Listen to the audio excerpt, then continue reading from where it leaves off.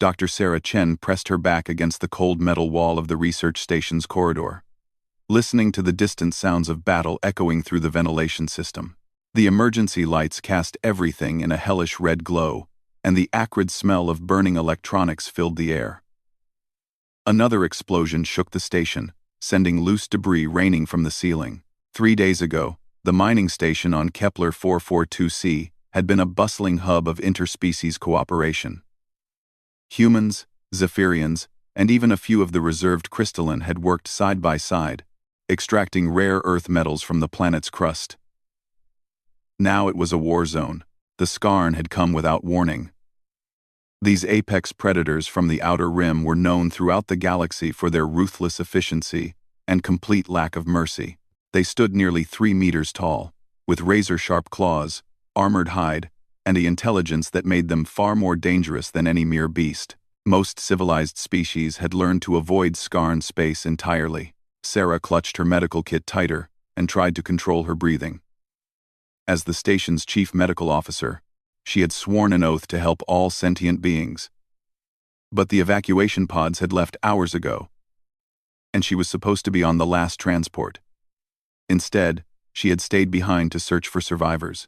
The sound of heavy footsteps echoed from somewhere ahead. Sarah froze, her heart hammering against her ribs. Those weren't human footsteps. They were too heavy, too deliberate. She pressed herself deeper into the shadows of an alcove and waited. A Skarn warrior rounded the corner, moving with predatory grace despite his massive size. His dark scales gleamed in the emergency lighting, and Sarah could see the wicked curve of his claws as he swept the corridor with practiced eyes. This was what nightmares were made of, but something was wrong.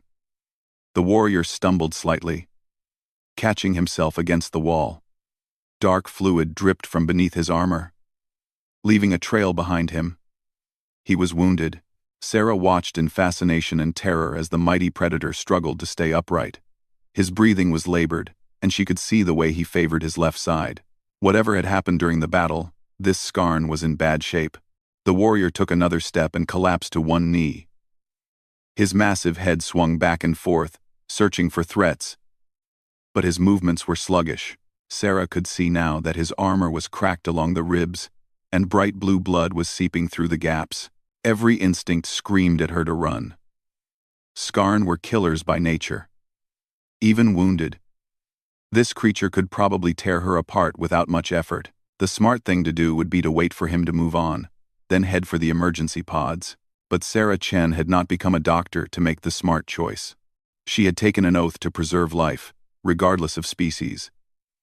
And right now, there was a sentient being bleeding to death in front of her. The Skarn tried to stand again, and failed. This time, he didn't get back up. His massive frame slumped against the corridor wall, and his breathing became even more labored.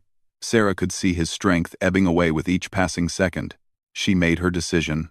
Moving as quietly as possible, Sarah stepped out of the alcove. The Skarn's head snapped toward her immediately, his eyes burning with predatory intensity. A low growl rumbled from deep in his chest, and she could see his claws extend reflexively. "Easy," she said softly, holding her hands up to show they were empty. The warrior stared at her with obvious confusion. In his experience, prey animals didn't voluntarily approach predators. They certainly didn't offer assistance. His growl deepened, but he made no move to attack. Perhaps he was too weak, or perhaps he was simply too puzzled by her behavior. Sarah took another careful step forward. "My name is Sarah. I'm going to help you." The Skarn said something in his own language, a series of harsh clicks and growls that her universal translator couldn't parse. But the tone was clear enough. He was telling her to stay away.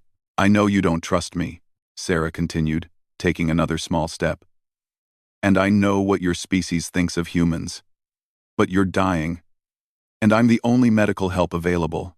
She was close enough now to see the full extent of his injuries. The armor along his left side had been completely shattered, probably by some kind of explosive device. Shrapnel had torn through the underlying scales, and she could see the gleam of exposed bone. It was a miracle he had made it this far. The Skarn's eyes tracked her every movement. But he no longer had the strength to growl. His breathing was becoming increasingly shallow, and Sarah could see the telltale signs of shock setting in. She had maybe minutes before he went into cardiac arrest. "I'm going to open my medical kit now," she announced, moving very slowly. "I'm not reaching for a weapon." The warrior watched with growing confusion as she knelt beside him and began unpacking her supplies. No prey species had ever behaved this way. In the Skarn's experience, smaller creatures either fled in terror or attacked in desperate self-defense.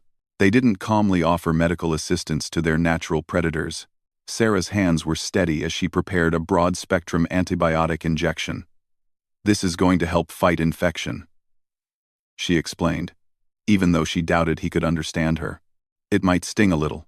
She found a gap in his armor and gently inserted the needle. The Skarn tensed, but didn't strike out at her. His eyes remained fixed on her face, as if trying to solve an impossible puzzle. The next step was the most dangerous. Sarah needed to remove the damaged armor to properly treat his wounds. But doing so would require her to get much closer. One swipe of those massive claws would end her life instantly. "I need to take some of this armor off," she said, reaching slowly toward the straps that held his chest plate in place. "Try to stay still." The warrior could have killed her a dozen times as she worked. His claws were still functional, and despite his injuries, he was far from helpless. But something stayed his hand. Perhaps it was curiosity about this strange human behavior. Perhaps it was simply the realization that she was his only chance for survival. Sarah managed to remove the damaged armor sections, revealing the full extent of the wounds beneath. It was worse than she had feared. 3 major lacerations ran across his torso, and she could see fragments of metal embedded deep in the tissue. Without immediate surgery, he would bleed out within the hour. "This is going to hurt," she warned, reaching for her laser scalpel. "But I have to remove this shrapnel." Working by the light of her medical scanner, Sarah began the delicate process of extracting the metal fragments. Each piece had to be carefully removed to avoid causing additional damage to the surrounding tissue. The Skarn endured it all in stoic silence, his eyes never leaving her face. As she worked, Sarah found herself talking to keep both of them calm. "You know, I've studied your species in medical journals. Your physiology is fascinating. The way your scales form natural armor, the redundant organ systems, the enhanced healing factor. You're incredibly well-designed survivors." The warrior made a soft sound that might have been surprise. In his culture, prey animals were not supposed to understand predator biology. "Your people think humans are weak," Sarah continued, using a regenerative gel to encourage tissue growth. "And physically, you're right. We're smaller, slower, and we don't have natural weapons. But we have something else." She paused in her work to look directly into his alien eyes. "We have compassion. We help others, even when it doesn't benefit us, even when it puts us in danger." The Skarn studied her with growing intensity. This human female was risking her life to save him, an enemy who had come to destroy her home. It made no sense from an evolutionary standpoint. Compassion was a weakness that should have been bred out of any successful species long ago. And yet, here she was. Sarah continued her work with practiced efficiency. She sealed the major blood vessels. Removed all the metal fragments, and applied synthetic skin grafts to the worst wounds. The entire process took nearly 2 hours, during which several more explosions shook the station. The battle was clearly moving closer. "That should hold you," she said finally, sitting back on her heels. "You'll need proper medical attention once you get back to your people. But this will keep you alive until then." The Skarn tested his movement carefully. The pain was still there, but manageable. More importantly, he could feel his strength beginning to return. This small human had quite literally saved his life. He said something in his own language, his tone much softer than before. Sarah's translator still couldn't parse the words, but she thought she detected gratitude in his voice. "You're welcome," she replied, beginning to pack up her medical supplies. That was when they heard the unmistakable sound of human voices echoing through the corridors. A rescue team had arrived to search for survivors. The Skarn tensed immediately, his warrior instincts reasserting themselves. These humans would try to capture or kill him, wounded or not. His claws extended as he prepared for what might be his final battle. But Sarah placed a gentle hand on his massive arm. "Wait," she said quietly. "Let me handle this." The voices were getting closer. Sarah could make out at least 3 different speakers, all human, probably military, by the sound of their equipment. They would be armed and nervous, expecting to find Skarn warriors around every corner. "Stay here," Sarah told the wounded predator. "Don't move unless I tell you to." She stood up and walked toward the approaching voices, placing herself between the search team and the Skarn. When the humans rounded the corner, weapons raised and ready, they found Dr. Sarah Chen standing calmly in the corridor. "Dr. Chen." The team leader lowered his rifle in relief. "We've been searching everywhere for you. The evacuation transports are standing by." "I'm ready to go," Sarah replied, not moving from her position. "But I need to ask you something first." "Ma'am, with respect, we need to move now. This station isn't safe." Sarah nodded toward the alcove behind her. "There's a wounded Skarn back there. He's severely injured and no longer a threat." The soldiers immediately raised their weapons again, scanning the corridor for targets. "Where is he, Doctor?" "We'll handle this." "That's what I want to talk about," Sarah said firmly. "He's unconscious and dying. I've provided what medical aid I could, but he needs proper treatment." The team leader stared at her in disbelief. "Doctor, are you saying you treated a Skarn warrior? These are the same aliens who just killed dozens of our people." "I'm saying I treated a wounded sentient being," Sarah replied calmly. "Just like I would treat any of you." "Ma'am, I understand your medical oath. But these creatures are enemy combatants. Our orders are to eliminate any Skarn presence on this station." Sarah didn't move. "Then you'll have to go through me first." The standoff stretched for several tense seconds. Behind her, Sarah could hear the soft sound of the Skarn's breathing. Steady, but still labored. She had made her choice, and she would stand by it regardless of the consequences. Finally, the team leader lowered his weapon. "Doctor, what exactly are you asking us to do?" "Help me get him to a medical facility where he can receive proper treatment. Consider him a prisoner of war if you must.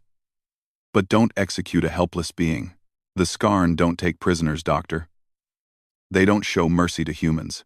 Sarah turned to look back at the wounded warrior, who was watching the exchange with obvious understanding despite the language barrier. "Then maybe it's time someone showed them a different way." The team leader was clearly struggling with the decision. Military protocol was clear: eliminate all enemy forces. But this was Dr. Sarah Chen, one of the most respected medical professionals in the sector. Her word carried significant weight. "If we do this," he said slowly, "and that thing recovers enough to cause trouble, the blood will be on your hands." "I understand," Sarah replied. "But I believe compassion is stronger than violence. Sometimes, you have to take a leap of faith." Behind her, the Skarn warrior continued to watch and listen.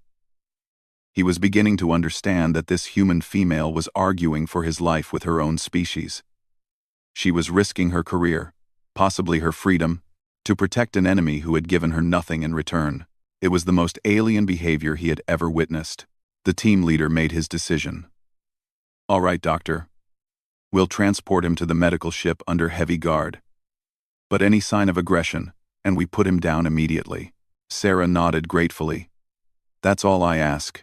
As the soldiers moved to secure the wounded Skarn, Sarah caught his eye one last time. There was something different in his gaze now. Not just confusion, but a kind of wonder. For the first time in his life, this apex predator had encountered something he couldn't understand or categorize. He had met a human with the courage to heal rather than harm, and that simple act of compassion was about to change everything. 4. The medical bay aboard the UES Sanctuary was unlike anything the Skarn warrior had ever experienced. Instead of the harsh, utilitarian design he expected from human military vessels, the walls were painted in soft colors, and natural light filtered through reinforced viewports. Even the restraints that held him to the medical bed were padded for comfort. It had been 5 days since Dr. Chen had saved his life on the mining station. 5 days of confusion, pain, and slowly dawning awareness that everything he thought he knew about humans might be wrong. His name was Krextar, though he had not shared this information with his captors. In Skarn culture, names held power, and revealing one's true name to an enemy was a sign of either weakness or ultimate respect. He was still deciding which this was. The human medical staff treated him with cautious professionalism. They monitored his vital signs, administered medications, and changed his bandages with efficient care. But they also kept their distance, clearly nervous about being in the same room as a Skarn warrior. Their fear was understandable and familiar. Dr. Chen was different. She visited him twice daily, checking his progress and explaining each treatment in detail. She spoke to him as if he were a person rather than a dangerous animal, even though his universal translator had been confiscated for security reasons. Her tone was always calm and respectful, never condescending or afraid. Krextar found himself looking forward to these visits in a way that disturbed him deeply. This morning, she arrived earlier than usual, carrying what appeared to be a portable translation device. The security guards at the door looked nervous as she approached his bed. "Good morning," she said, activating the translator. For the first time since his capture, Krextar was able to respond in words rather than gestures. "I am functional," he replied carefully, testing the device's accuracy. Dr. Chen smiled, and Krextar was struck by how the expression transformed her face. Skarn did not smile. Expressions of pleasure were considered signs of weakness that could be exploited by rivals. "That's good to hear. Your healing rate is remarkable. The tissue regeneration is proceeding faster than our medical models predicted. Skarn are difficult to kill," Krextar stated simply. "So I've learned. Your species has some fascinating adaptations. The way your scales form natural armor plating, the redundant cardiovascular system, the accelerated healing factor. From a medical standpoint, you're an incredible example of evolutionary optimization." Krextar studied her face as she spoke. There was genuine curiosity in her voice, not the cold analysis he might have expected from an enemy scientist studying a specimen. She was interested in his biology the way one scholar might appreciate another's expertise. "You speak as if you admire us," he said carefully. "I do, in many ways. Your people have survived in one of the harshest regions of the galaxy. That requires incredible strength and adaptation. Yet, you also fear us." Dr. Chen considered this thoughtfully. "Fear and respect aren't mutually exclusive. I can acknowledge that your people are dangerous while still recognizing your achievements." This was a concept Krextar had never encountered before. In Skarn society, strength commanded either submission or challenge. There was no middle ground of respectful wariness. "Why did you heal me?" he asked abruptly. "Your people died because of my raid. Logic dictates that you should have left me to die." Dr. Chen pulled up a chair beside his bed, settling in as if preparing for a long conversation. "Because you're a person," she said simply. "Regardless of what species you belong to or what actions you've taken, you're a sentient being capable of thought, emotion, and suffering. That makes your life valuable, even though I am your enemy, especially because you're my enemy." She leaned forward slightly, her eyes intent. "It's easy to show compassion to friends and allies. The real test of character is how you treat those who have wronged you." Krextar was quiet for a long moment, processing this. In his culture, enemies were obstacles to be eliminated or assets to be exploited. The idea of treating them with inherent dignity was not just foreign, it was counterproductive to survival. "This compassion you speak of," he said eventually, "does it not make your species weak? Vulnerable to those who would exploit it?" "Some people think so," Dr. Chen admitted. "But I believe it's what makes us strong. Compassion builds trust, cooperation, alliances. It turns enemies into friends and creates bonds that can't be broken by force. The Skarn do not make friends with prey species. Maybe that's something that could change." Krextar's claws extended involuntarily at the suggestion, a reflexive response to what his instincts interpreted as a threat to the natural order. "Doctor," Chen noticed but didn't flinch or reach for the alarm button. "I've upset you," she observed calmly. "I'm sorry. I know this is difficult to process.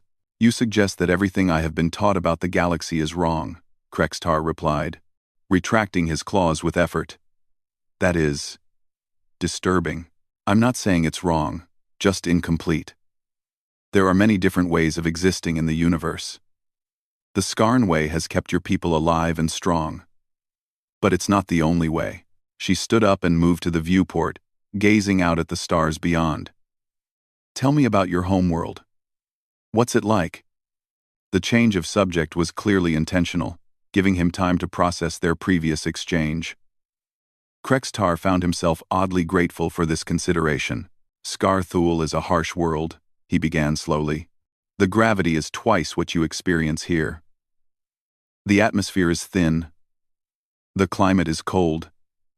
And dangerous predators hunt in every shadow. Only the strong survive to adulthood."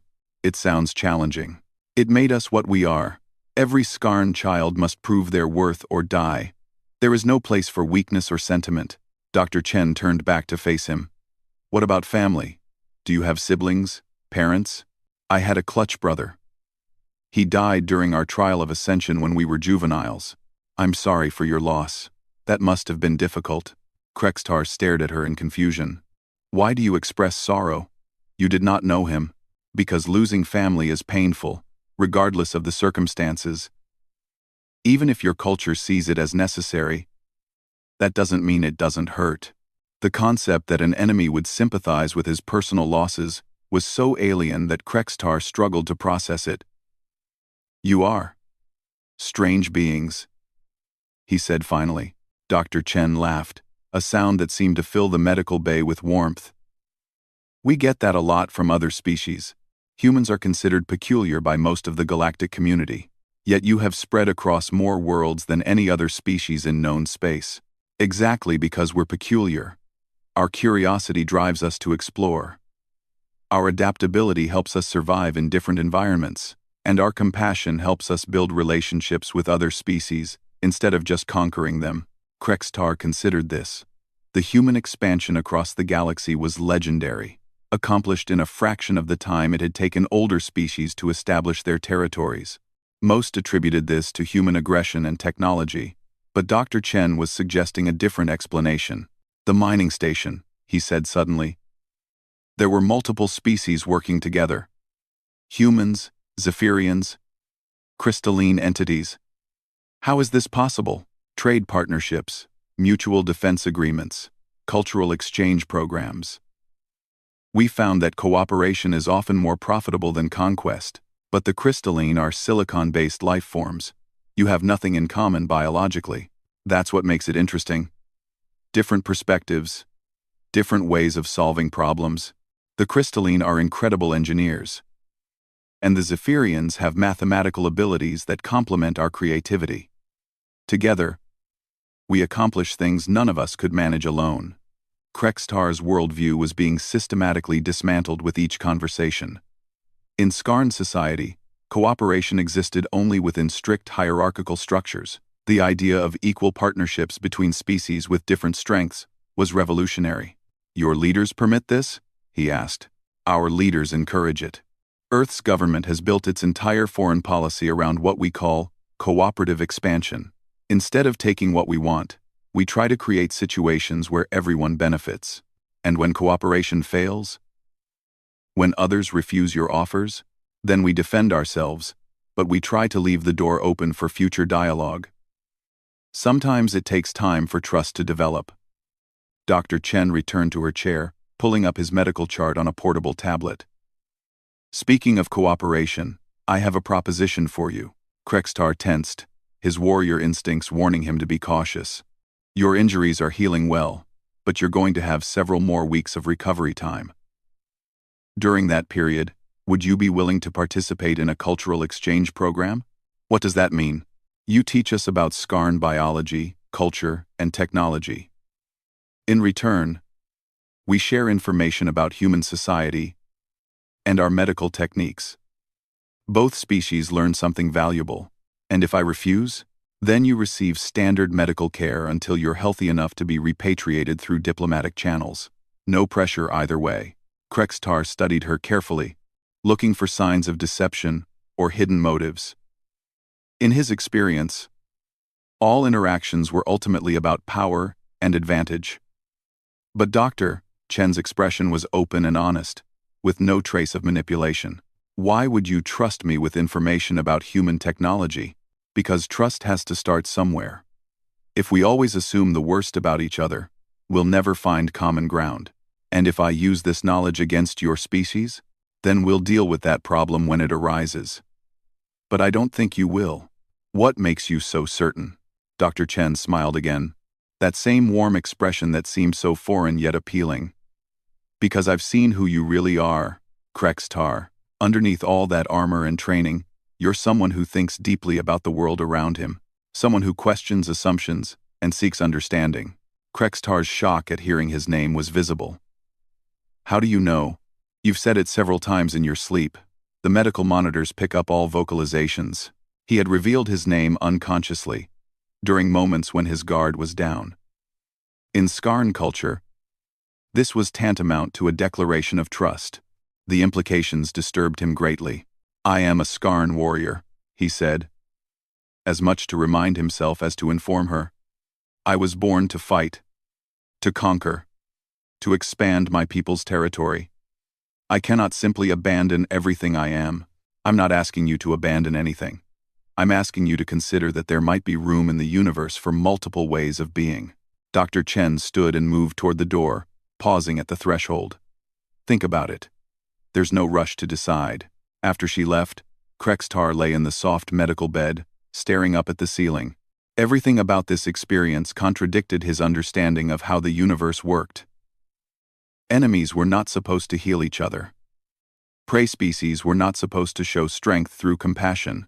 Predators were not supposed to question their fundamental nature. Yet here he was, a Skarn warrior whose life had been saved by a human doctor who asked for nothing in return except the possibility of understanding. For the first time in his life, Krextar began to wonder if there was more to existence than the eternal struggle for dominance. The thought terrified and intrigued him in equal measure. 2 days later, when Dr. Chen arrived for her morning visit, Krextar was ready with his answer. I will participate in your cultural exchange, he announced without preamble. I'm glad to hear that. What changed your mind? Krextar considered how to express thoughts that had no equivalent in his native language. You showed me that strength can take many forms. I wish to understand this better. Dr. Chen's smile was brighter than the artificial stars visible through the viewport. Then let's begin with something simple. Tell me about Skarn art. We do not create art. Art serves no survival function. That's interesting. No decorative elements in your armor or weapons? No ceremonial objects? Krextar paused, thinking. There are. Patterns. Clan markings. Battle honors inscribed in ritual scarification. That sounds like art to me. Would you be willing to show me some of these patterns? And so began an exchange that would transform both of their peoples forever. Neither of them knew it yet, but they were laying the groundwork for the first peaceful contact between humans and Skarn in galactic history. It started with simple questions about art and culture. Dr. Chen was endlessly curious about Skarn society, asking about everything from their child-rearing practices to their technological achievements. In return, she shared stories about Earth, about human history and philosophy, about the slow process of learning to cooperate with other species. Krextar found himself fascinated by human concepts like music, literature, and abstract art. These served no obvious survival function. Yet humans devoted enormous time and resources to creating and preserving them. When Dr. Chen played him a recording of a Beethoven symphony, his reaction was immediate and powerful, a feeling he had no words for in his own language. This sound pattern, he said haltingly, it creates sensations, internal responses that serve no tactical purpose. That's called aesthetic appreciation. Beauty for its own sake. Skarn do not experience beauty. Are you sure about that? When you described the ice formations on your home world, your voice changed. There was something in your tone that suggested appreciation for their visual complexity. Go to D. With Senzint, you are go, and 1. Krextar was forced to consider that perhaps his people did experience beauty, but had no framework for understanding or expressing it. The implications were staggering. Their conversations ranged across every conceivable topic. Krextar described the brutal efficiency of Skarn military tactics, while Dr. Chen explained human diplomatic strategies.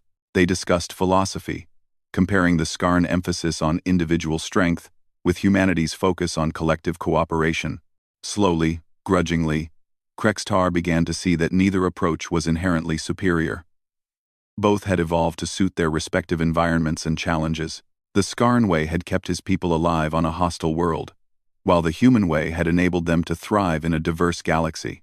The breakthrough came during their second week of conversations. Dr. Chen had been describing Earth's efforts to rehabilitate war criminals through education and therapy, rather than execution. You waste resources on those who have proven themselves unfit for society. Krextar objected. Why not simply eliminate them? Because people can change. Someone who commits terrible acts in one context might become a positive force in another. Skarn nature does not change. We are what evolution made us. Evolution doesn't stop, Krextar. It's an ongoing process. Your species is still evolving. And that evolution includes behavior, as well as biology. The idea that his people were not fixed in their current form was revolutionary. If true, it meant that the Skarn way of life was not an eternal constant, but a temporary adaptation that could be modified as circumstances changed. How does behavioral evolution work? He asked quietly. Through learning, experience, cultural transmission. Each generation can choose to adopt, modify, or reject the practices of their parents. And if they choose wrongly, if they abandon successful strategies, then they learn from their mistakes and try again. It's messier than following fixed rules, but it allows for growth and adaptation. That night, Krextar lay awake thinking about his clutch brother's death during their trial of ascension. For the first time, he allowed himself to question whether that death had been necessary. His brother had possessed different strengths. Intellectual rather than physical. Creative rather than destructive. In a more flexible society, those strengths might have been valued rather than seen as weaknesses. The thought was both liberating and devastating. If his brother's death had been preventable, then the entire foundation of Skarn society might be flawed. When Dr. Chen arrived the next morning, she found him in deep contemplation. You look like someone wrestling with big questions, she observed. I am beginning to understand why humans are considered dangerous by older civilizations, Krextar said slowly. It is not your technology or your military might. It is your ideas. Ideas can be the most powerful weapons of all, or the most powerful tools for peace. Dr. Chen sat down, recognizing that they had reached a crucial moment in their ongoing dialogue. What happens when I return to my people? Krextar asked. How do I integrate what I have learned here with what I am expected to be? That's up to you. But remember, change doesn't have to be sudden or dramatic. Sometimes the most lasting transformations happen gradually. One small step at a time. Krextar nodded slowly, understanding that his real journey was just beginning. Dr. Chen had given him more than medical treatment. She had given him a new way of seeing the universe. Now it was up to him to decide what to do with that gift. Outside the medical bay, the stars continued their ancient dance, unchanged and eternal. But within the walls of that peaceful room, the seeds of transformation had been planted. Soon, those seeds would grow into something that would reshape the relationship between two very different species. The healing of Krextar's body was nearly complete. The healing of his soul was just beginning. 6 months had passed since the incident on Kepler 442c, and the galaxy was still trying to understand what had happened. For the first time in recorded history, a Skarn warrior had been captured alive and returned to his people unharmed. The diplomatic implications were staggering. Dr. Sarah Chen stood before the Emergency Council of the Galactic Alliance, her hands steady despite the weight of attention focused on her. Representatives from 12 species filled the great chamber, their diverse forms arranged in tiered seating that accommodated everything from the crystalline structures of the Silicon Collective to the floating gas bags of the Aryan Commonwealth. Dr. Chen, the council president began, his voice echoing through the chamber's translation systems. You stand accused of providing aid and comfort to enemy forces during active hostilities. How do you answer these charges? Sarah looked up at the assembled representatives without flinching. I answer that I fulfilled my oath as a medical professional to preserve life regardless of species or circumstance. A ripple of murmurs passed through the chamber. The Zephyrian representative leaned forward, his antennae twitching with agitation. Doctor, your actions may have compromised human military operations. The Skarn warrior you treated could have provided valuable intelligence if properly interrogated. With respect, counselor, treating his wounds in no way prevented intelligence gathering. If anything, my actions may have made him more cooperative. The representative from the Crystalline Collective spoke next, their voice a musical chiming that the translators converted into words. The Skarn have been raiders and predators for millennia. They show no mercy to those they capture. Why should we extend courtesies they would never reciprocate?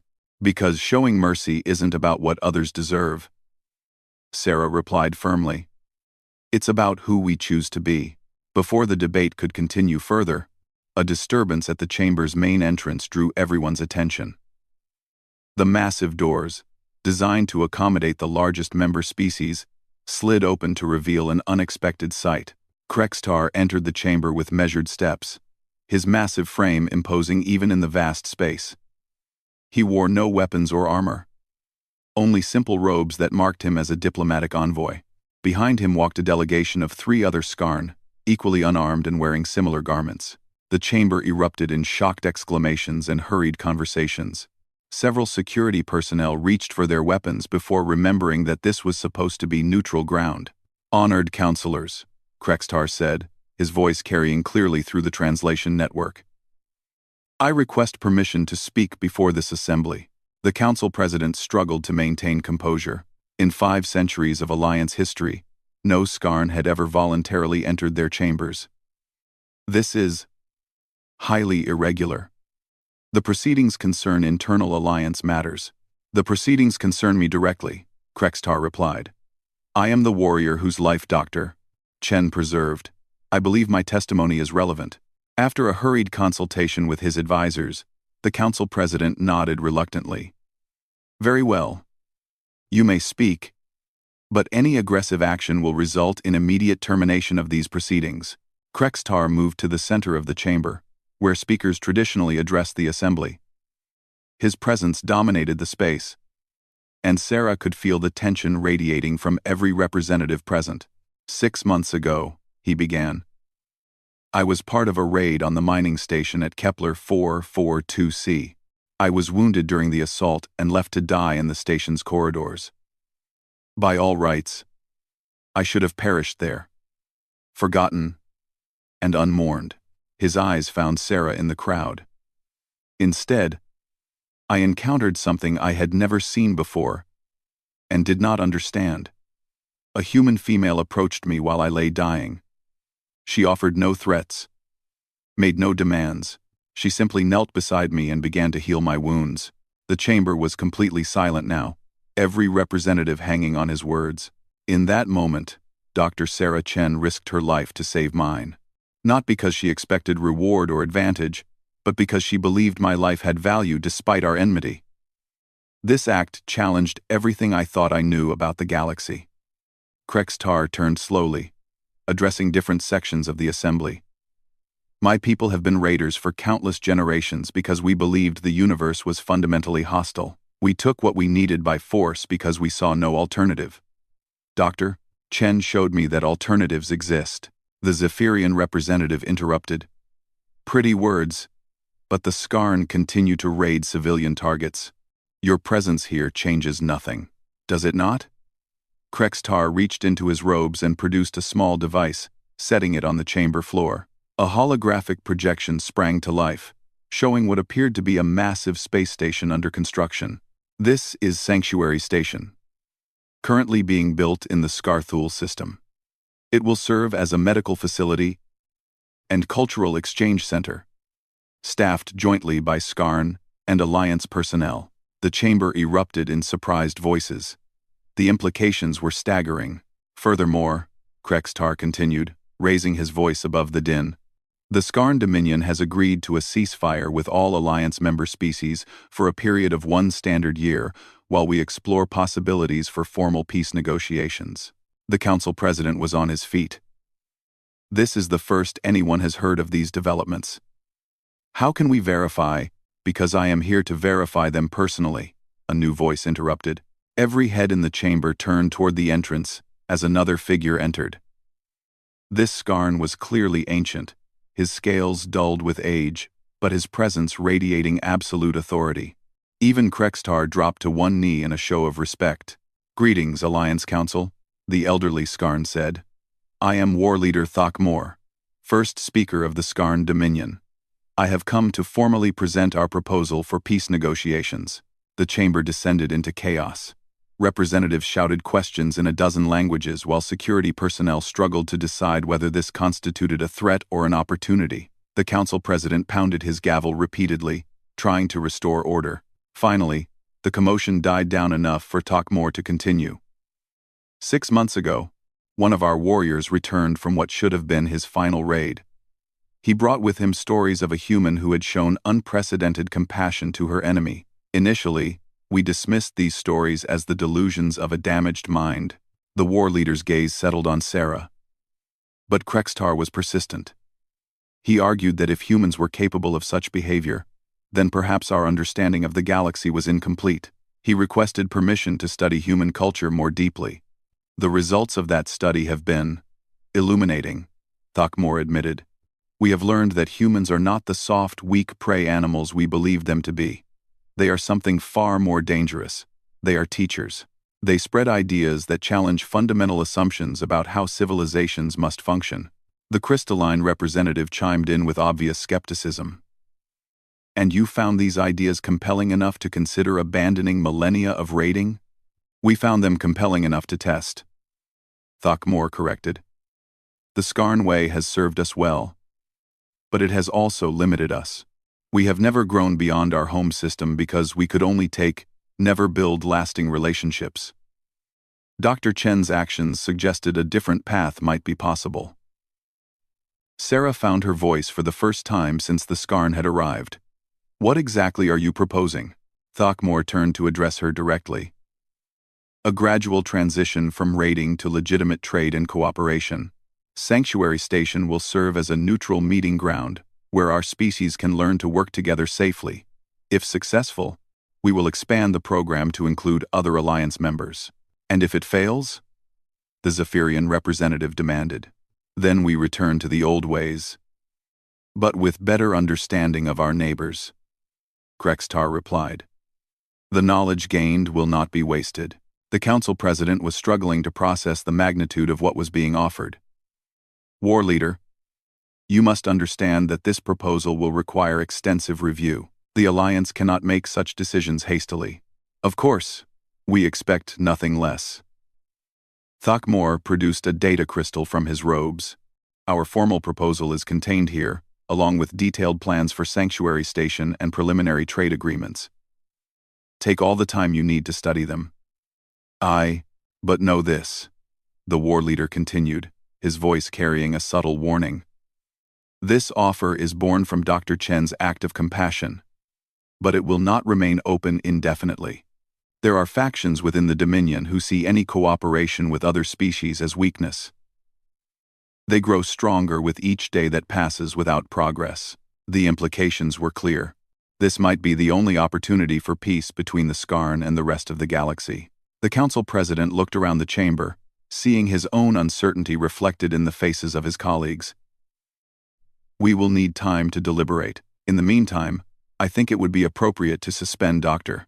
Chen's disciplinary hearing, pending the outcome of these negotiations.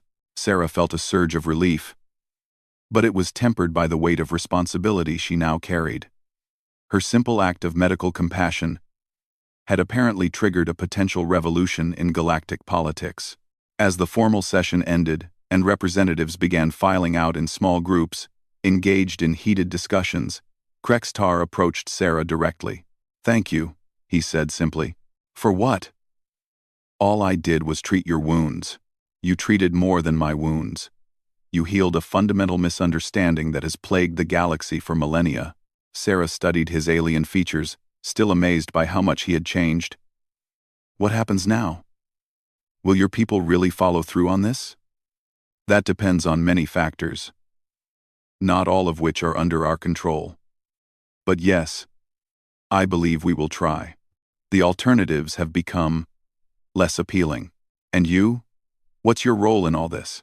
Krextar's expression was difficult to read, but Sarah thought she detected something like determination. "I have been appointed as our primary liaison for the Sanctuary Station project. War leader Thakmor believes that someone who understands both cultures will be essential for success. That's a big responsibility. No bigger than the one you accepted when you decided to heal me, instead of leaving me to die." Sarah smiled, remembering that moment in the station corridor that now seemed like a lifetime ago. "I never thought it would lead to all this." The most important moments rarely announce themselves as such. They were interrupted by the approach of war leader Thakmor, who had been observing their conversation with interest. "Dr. Chen," he said formally, "the Skarn Dominion would like to extend an official invitation for you to visit Sanctuary Station once construction is complete. Your presence would be meaningful." Sarah looked between the two Skarn, understanding that she was being offered a chance to be part of something historic. "I would be honored." "Good. Perhaps you can help us understand more about this compassion that seems to be so central to human nature." "Compassion isn't uniquely human," Sarah replied. "I suspect it exists in all sentient species, just expressed in different ways." Thakmor considered this an interesting hypothesis. "We shall test it together." As the Skarn delegation prepared to leave, Krextar turned back to Sarah one final time. "You asked me once what would happen when I returned to my people. Now you know. This isn't what I expected. Nor I. But perhaps that is the nature of genuine change. It exceeds all expectations." After the Skarn had departed, Sarah found herself alone in the great chamber, processing everything that had just occurred. 6 months ago, she had been a simple medical officer treating a wounded enemy. Now, she was apparently a catalyst for galactic transformation. The irony was not lost on her. The very qualities that many species saw as human weaknesses — compassion, curiosity, the willingness to take risks for abstract principles — had become the foundation for a potential new era of peace. Her communicator chimed with an incoming message from Earth.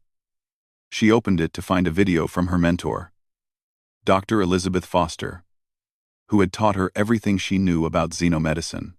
"Sarah," the older woman's recorded voice said, "I've been following the news reports about the Alliance proceedings. I wanted you to know how proud I am of you. When I taught you that medicine knows no species boundaries, I never imagined you'd test that principle quite so dramatically." Sarah smiled, remembering her early days in medical school when such situations had seemed purely theoretical. "But more than that, Doctor," Foster continued, "you've reminded all of us why we became doctors in the first place. Not just to heal bodies, but to heal the fundamental wounds that keep sentient beings apart. Take care of yourself, and know that you have our complete support."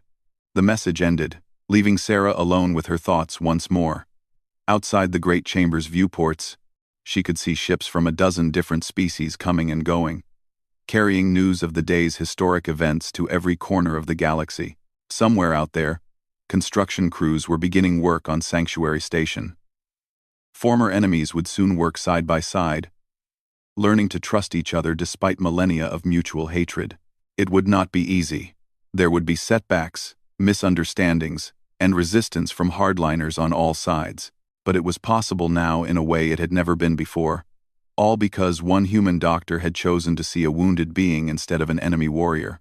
Sarah thought about the oath she had taken upon graduating medical school. First, do no harm. She had interpreted it as a commandment to heal rather than hurt, to preserve life rather than destroy it. Only now did she understand its deeper meaning. Sometimes, The greatest healing required reaching across the vast emptiness between different ways of thinking and finding the common ground of shared existence. Sometimes, showing mercy to those who least deserved it created possibilities that no amount of force or negotiation could achieve.